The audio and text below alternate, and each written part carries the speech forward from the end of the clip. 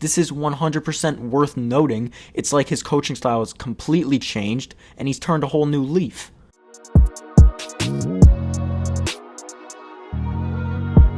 Yo, what's going on, everybody? Welcome back to Yelling and Propelling, episode number 16 here on the show. Shout out to Lauri Markkanen, Talon Horton-Tucker, and Jordan Clarkson, 3 current members of the Utah Jazz team that are playing some spectacular team basketball to start the season, which is something nobody expected. Guys, they are 10-3.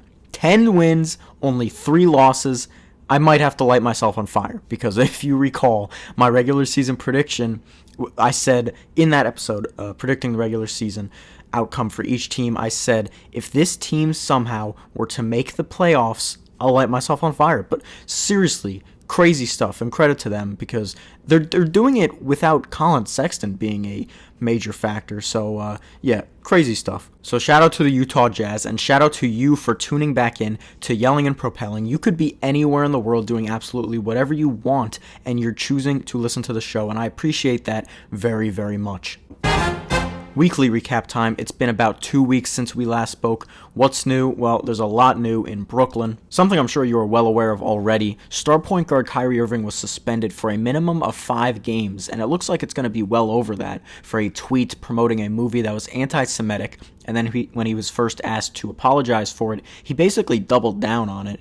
Nike announced that they were suspending their relationship with Kyrie Irving, and as for the course of action Kyrie needs to take to get back onto the court, there are 6 objectives. Number 1, he must apologize and condemn the movie. Number 2, he must make a $500,000 donation to anti-hate causes. Number 3 and 4, sensitivity training, anti-Semitic training. He must meet with ADL and Jewish leaders, and then lastly, he must meet with Joe Tsai, Nets general manager, to demonstrate his understanding. So just a very messy situation that kind of got out of hand. Steve Nash is out and Jacque Vaughn is in as the new head coach of the Brooklyn Nets. They said Nash and the Nets agreed to part ways, but we all know that's a fib, and you just knew this was coming sooner or later. Steve Nash was arguably the worst head coach in the league for his short tenure, clearly not fit to be leading that team. So now they start fresh with Jacque Vaughn, who was originally named the interim head coach, but then signed a contract later in the week that will have him coaching next season as well. Quick injury update around the league. About a week and a half ago, James Harden suffered a right foot tendon strain and should be out at least a month. Probably the second to last thing the Sixers wanted to hear, with the very last thing being that Joel Embiid was going to miss an extended period of time. But James Harden was playing terrific basketball to start the season this year, so the Sixers are going to rely even more heavily on Joel Embiid, and we'll see an uptick in Tyrese Maxey's offensive workload as well. Phoenix Suns forward Cam Johnson suffered a partially torn meniscus, which should keep him sidelined for the next 1 to 2 months. It could have been even longer if it was a fully torn meniscus, but nevertheless, horrible news for the Suns, who are already without Jay Crowder, so they're very thin at that wing position. Pacers second-year guard Chris Duarte suffered a grade 2 ankle sprain, and he's expected to miss 4 to 6 weeks. Duarte had been averaging 9 points off of the bench, playing 20 minutes for the club so far this season. And for an unfortunate segue into the Knicks news, our starting center Mitchell Robinson suffered an injury in our game against the Philadelphia 76ers last Friday. He fractured his right hand, and he's expected to miss the next 4 to 6 weeks. Let's recap the previous handful of Knicks games now, most of which have been without Mitchell Robinson. Going way back, let's start off by killing 2 birds with 1 stone. I don't want to talk too much about these games. They were very frustrating. The Cavaliers and the Hawks. It was just a couple of tough losses to some of the best teams in the Eastern Conference right now. Please don't get me even started on that Hawks game where we were up 21, folks. 21 in the first half, and then just completely forgot how to play basketball in the second. Ended up losing by double digits. Yeah, we're moving along here. Friday, November 4th, we took on the Philadelphia 76ers, as I mentioned about a minute ago. This was the game where Mitchell Robinson fractured his hand in the first half. We ended up winning this one 106-104. The Sixers were without both James Harden and Joel Embiid in this one. It was a game, there was a lot of lead changes, and it was a lot closer than it needed to be, but thankfully we were able to pull it out. RJ Barrett had himself a nice game, 22 points on 50% shooting from the field. Jalen Brunson had himself a good one as well, 23. And Obi Toppin tacked on 17 in only 20 minutes off the bench. The very next day, we took on the Boston Celtics in MSG, and I need to start recording the Knicks games every time we play the Celtics because it's just some great action, great basketball every single time. Through 3 quarters, it was very clear in this game. Whichever team starts to tighten up their defense first was going to win this. And in the fourth, it definitely was not the Knicks because we gave up a new Celtics single-game record, 27 threes. I don't care how well you play on the other end of the floor, you cannot win games giving up that many threes, especially when they're wide open, like most of them were in this game. It was a great display of offense from the Knicks, but an even better display of offense from the Celtics because we had no display of defense. But yeah, the big three for the Knicks each scored 20 plus. Julius Randle with 29, RJ with 27, and Jalen Brunson with 22. Monday night, we took on the Minnesota Timberwolves, and this was a convincing win for the Knicks. 120-107, we were victorious. The starters on the bench were hitting from all cylinders on the same night for pretty much the first time this season. We came out of halftime with the same energy we had in the first, and this one really showed what the team is capable of, and needless to say, our depth is one of our biggest strengths. Julius Randle had his first 30-point game this season. He tacked on 31. 2 days later, we went to Brooklyn and got dismantled against the Nets. 112-85. Again, don't want to talk about it, but this one's more relevant, man. Every time we play the Nets, it's relevant. So I'll tell you, the first half, it was the worst half of the season thus far. Just horrendous offense. The sets, the plays, they weren't working. We couldn't get open shots. And we just kept turning the ball over, giving them, plentiful points in transition. And arguably we were worse on defense. I mean, we left shooters open the whole night, just like against Boston. Didn't learn our mistake there, clearly. And it was guys like Edmund Sumner. I mean, if we let another Edmund Sumner, another Sam Hauser, another Dean Wade have their breakout game on us, their career night, I'm going to lose it. And you probably haven't heard of any of those names, and that's because you shouldn't have.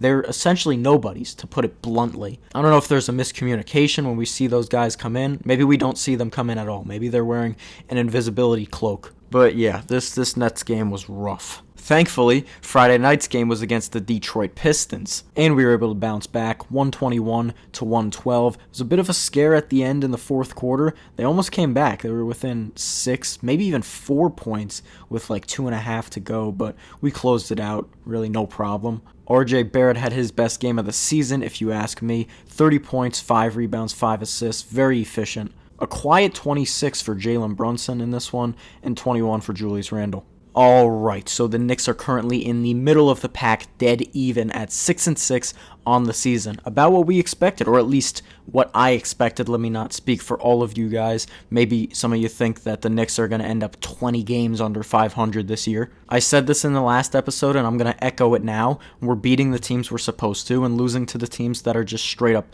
better than us right now, with the Nets game being the only exception. We've won all of our games against teams below 500 and lost all of our games to teams above. So it's not a shocker that the Knicks are 6-6 right now. I'm not sure why so many people think it is. There's still a lot of things that this team needs to figure out on both ends of the floor before we start consistently waltzing into our opponents' home arenas and beating the best of the best. Are there so many things we suck at right now that there's no chance we figure it out before the end of the season? Absolutely not. It's a long season, so take a deep breath because it is way too early to be hitting the panic button. Now, our commander-in-chief, Tommy Thibodeau, seems to have already hit the panic button, which is kind of concerning, or at least he's inching closer to it. You know when you're in class, you drop your pencil on the floor, and you reach out to grab it, staying in your seat, trying to be as quiet as possible, like, almost got it. Yeah, that's what Tom Thibodeau's doing right now with the panic button. Oh, Mitchell Robinson's hurt? That's okay, I'll just bump Taj Gibson's minutes up to 32 a night. Wait, Taj isn't on the roster anymore. And then he approaches the panic button. So Mitchell Robinson gets hurt, right? He's out for a month. Here's what adjustments Thibs makes to the lineup, and I'm not saying there's anything wrong with it whatsoever. It's just very out of character for good old Tom Thibodeau. The game following Mitch's injury, he starts second-string center Isaiah Hartenstein. Very reasonable. Jericho Sims plays 12 minutes off the bench. Okay. But then He throws his Julius Randle and Obi Toppin cannot play together no matter the circumstance philosophy just out the window, and plays them together down the stretch and proved to be effective. But hang on, it gets even crazier. After Hartenstein started just that one game against Boston, he's taken out of the starting lineup in favor of Jericho Sims. And I'm actually a fan of that change. I like the idea of keeping Hartenstein with that second unit. The fit's better there. He's started to build some chemistry with them. And Jericho Sims with that starting unit, man, he's a hard worker, and he handles the dirty work. He's that kind of player, does whatever the team asks him to do. So I like him starting at this moment in time. He's clearly inexperienced. He'll soar through the air and snatch rebounds like a beast, but doesn't box out very well and isn't sure when and when not to leave his feet defending in the paint. In no way is he a liability to the starters on either end of the floor, which is key. Outside of the center position, there have also been some adjustments made to the rotation, and these ones weren't just simply because of an injury. Granted, Quentin Grimes missed our first few games. He's currently being worked back into the rotation, but it started with a healthy Evan Fournier being benched for Cam Reddish. I was raving about Cam's clutch play in our season opener, how Thibs clearly trusts him with the ball in his hands at any point during the game, and that's further been proven by adding him to the starting lineup. And like I said, we're now seeing Quentin Grimes working his way back into the rotation, but Cam Reddish is still sitting firmly in that starting spot, so I'm extremely curious to see how long that lasts. Has it worked to perfection? Certainly not. Overall, Cam Reddish hasn't gotten off to a great start to the season. He's the kind of player that needs the ball in his hands quite a bit to score, not a totally natural spot-up shooter. Other than that, he's phenomenal in transition because of his length and ability to finish at the rim, and it's no secret that there's more opportunities to score in transition with that second unit as opposed to the first, so it's far from a perfect fit, but I am super glad to see him getting a real opportunity to prove himself on this team, and it's not like Evan Fournier was really playing any better with the starters, so yeah, right now, at least until Quentin Grimes is back to 100%, I'm cool with Cam Reddish starting at small forward. To an outsider, these changes seem rather routine. A player gets hurt, one of his backups starts to get a bigger opportunity, no brainer. But you gotta understand Thibs. He's going against his entire thing from last season, which was each player has to earn every darn minute of their playing time on this team, which roughly translates to I'm giving the veterans way more leeway than the youngins. Because that's been his coaching style for umpteen years now. When he was head coach of the Timberwolves, Thibs specifically requested they sign Loul Deng as their veteran safety blanket, which he viewed as a necessity. He had no problem giving all of Andrew Wiggins' minutes to Loul Deng whenever he felt Wiggins was slacking. Loul Deng was literally on the verge of retirement, but got brought back to life by Thibs just for that one season to randomly play 32 minutes a night. And this is actually a fact right here. Loul Deng averaged 39.4 minutes played in the 2012-2013 NBA season when Thibs was coaching him on the Chicago Bulls, and he was a role player on that team. The whole notion that Tom Thibodeau plays his good players to death, doesn't believe in 10-plus man rotations, and heavily favors the veterans is not just satire. It is 100% true. So this season, when you have Evan Fournier's role being diminished, only 12 games into the season, Derrick Rose sort of getting the shaft, and that's something I'm going to elaborate on after I finish this thought. Obi Toppin playing alongside Julius Randle in crunch time, Cam Reddish starting and playing 30-plus minutes, the list goes on. This is 100% worth noting. It's like his coaching style has completely changed, and he's turned a whole new leaf. Bottom line, in this young season, we've seen our head coach, who is a traditional, old-school, win-now kind of leader, morph into an experimental head coach, trying out all sorts of combinations, actually holding all players accountable, and continuously trying to find that winning formula. The ultimate 100% culprit of this, the smoking gun here, is that he feels like his job is in real danger. It is that simple, ladies and gentlemen. He feels all of the pressure and is in the process of exhausting all options as we speak. So, Derrick Rose. Yeah, I know. That right there is tough to move right along from, but hey, somebody's got to do it.